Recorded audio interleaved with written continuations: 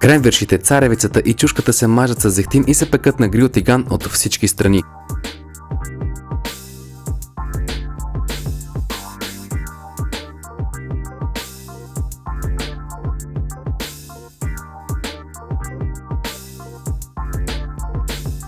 Зърната на царевицата се отделят и се слагат в купа.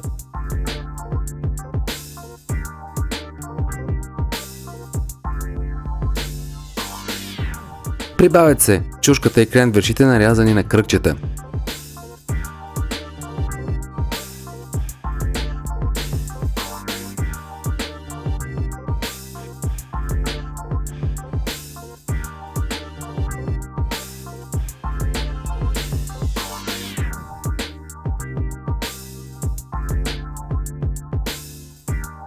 Краставицата и авокадото се обелват, нарязват се на купчета и се слагат в купата.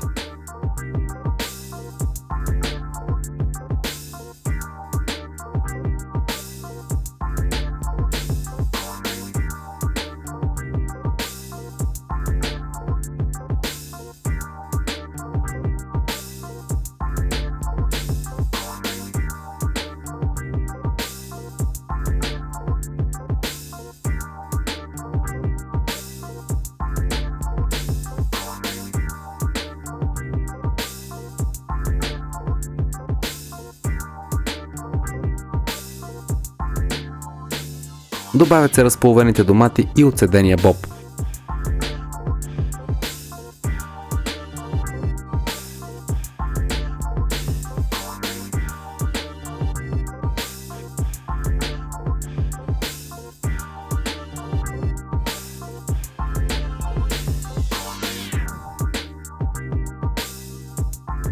Салатата се овкусява с накълцан на едро кориандър, сок от лайм, зехтин, сол и кимион.